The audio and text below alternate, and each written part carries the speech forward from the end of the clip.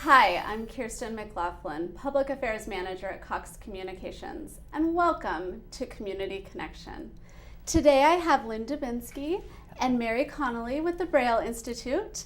Lynn is the Educational Programs Manager and Mary is the Latino Program Coordinator. Welcome to you both. Thank you so much for having us. Thank you for being here today. So let's start with telling our viewers a little bit about the Braille Institute and some of the great things you are doing in our community. Wonderful. Well, Braille Institute in Santa Barbara is one of the regional centers of Braille Institute of America. Our main center is located in Los Angeles, and we serve the tri-counties of people who are blind and visually impaired, as far south as Simi Valley and as far north as San Luis Obispo. That's great. And we have a wonderful regional center on De La Vina, right near Mission. And we offer classes 4 days a week, and we're open 5 days a week from 8:30 until 5 p.m. And Tuesdays we used to do outreach to get the word out into the community and have programs on campus, not just for students. And when I say students, people often think I'm talking about youth. We have a youth program, but the programs we're talking about today are mostly our adult programs. Okay, great. Yeah. So tell me a little bit about those programs and the services that you offer. So we offer many programs. I oversee the educational programs, which are the classes that we have on campus, and we also have library services for people who are blind and visually impaired, and also people who can't use standard print, necessarily hold a book. So people like with learning disabilities or have other reasons they might not be able to Exactly. use a regular book. Yes. Interesting. So as you all know, every fall we celebrate Hispanic Heritage Month, and we are well underway with our celebrations. Tell us about how you, as the Braille Institute, support the Hispanic community here in town. I'll defer to Mary. Yeah, well, for the last 5 years, we have started our Latino program at the Braille Institute, which is one of the big necessities in our country, in our area, in our community. And right now we have about 30 Latins that are taking the classes, and these are people that have that are visually impaired or their sight cannot be corrected with glasses. There are so many individuals that are benefiting from these classes because it's the only one that is here in our area, in our community. And they come as far as from Lompoc all the way to our institute here at De La Vina. But at the same time, we have a program that is in Lompoc as well. And we have one of our staff goes there and works with them. And as Lynn had mentioned before, we have outreach activities. We go all the way to Lompoc. We go to We have the programs in Oxnard. In Oxnard, we have programs in Oxnard. We have been in Guadalupe to refer those students into our center here. But not only that, but we are helping their families as well, because we just created a Latino support group for the families, because these people that are attending our classes, they do benefit from the classes. They live as a family. And it's a support group for themselves, but their families don't know what is happening to them, what classes are they taking, how are they being helped. And so we have the support group for them as well, so that they can understand much better and help them how to, live day by day at the Institute. Right. Mm-hmm. One thing I was going to add, I wasn't specific about the classes, but the goal is that people who have lost vision and no longer are able to necessarily rely only on their sight, what we want to do is allow people to feel empowered to live lives independently. So a lot of people lose independence when they've lost vision, they've lost confidence, and sometimes families are overly helpful and sort of get in the way of people being able to be independent and return to the activities that they were comfortable and happy doing. Our name Braille Institute sometimes is a bit of a misnomer. People think that you have to be completely blind and just learn how to read bumps. And in many ways, it's the least of what we do. Teaching Braille is very important as a literacy skill, but people can take classes in learning to live independently. So whether it's being able to identify your money if you're not able to see a denomination anymore, getting back in the kitchen and cooking, getting back on the golf course or getting on a horse. I mean, those are some of the things that we offer.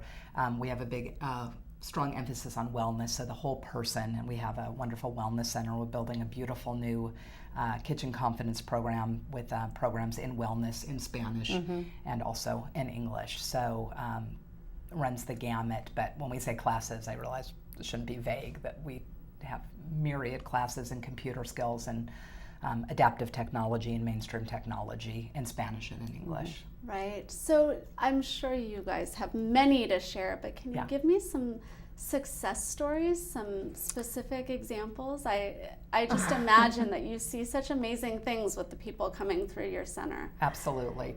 Oh, we have so many.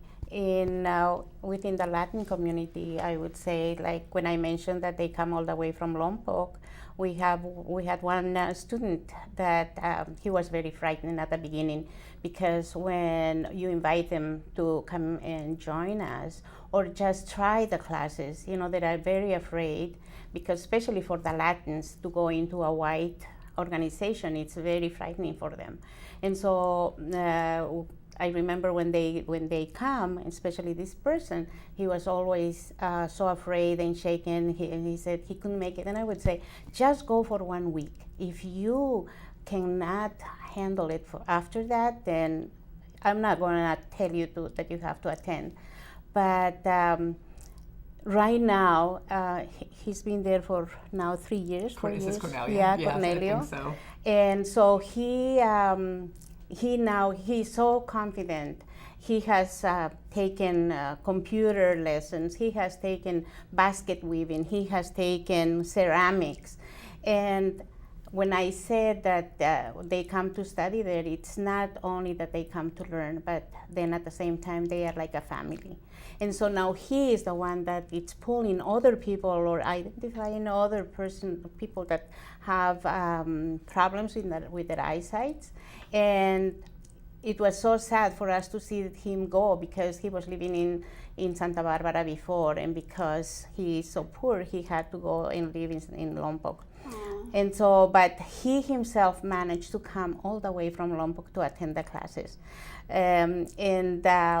As I said, he is the one that is helping others now, and they live in such a camaraderie, and it's just so beautiful to see that, when they are having lunch together and they help each other. If someone is sick, they call each other, and it's so great that he now is not, it doesn't, his sight vision doesn't impede him to stay home, because before he said, my days are over, I don't want to do anything. And now he's so independent. He comes and goes in the bus, and it's just such a beautiful story that we want to share. What a wonderful story, and what a great way that you all are able to empower people in our community, like you said, to live more independently.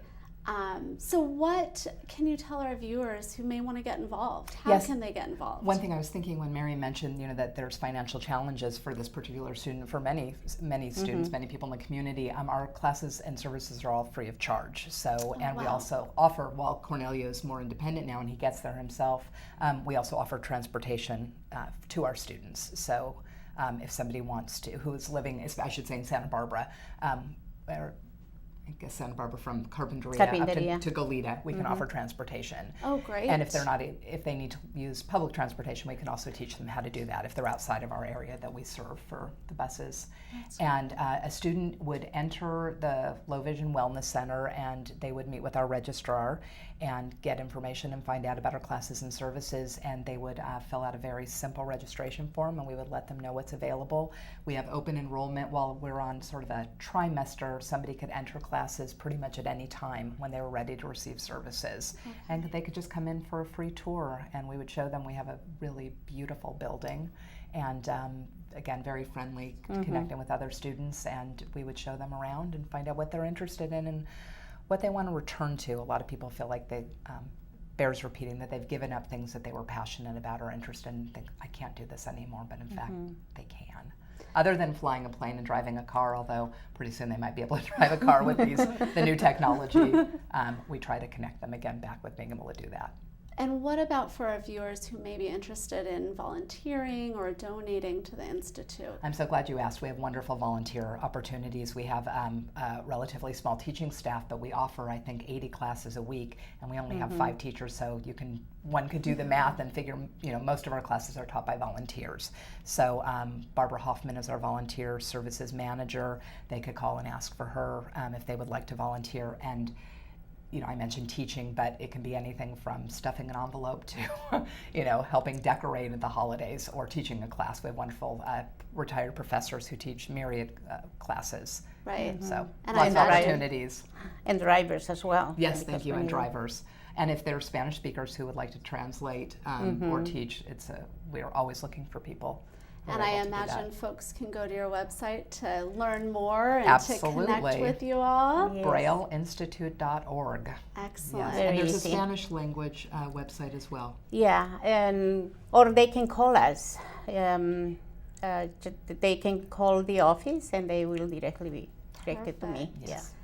Any final thoughts for us here today, ladies?